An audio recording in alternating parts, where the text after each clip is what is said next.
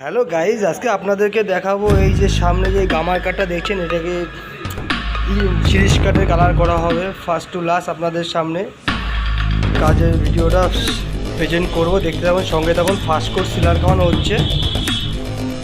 Thanks for watching my video. এইটা highlight দিয়ে series কাট করা হয়েছে।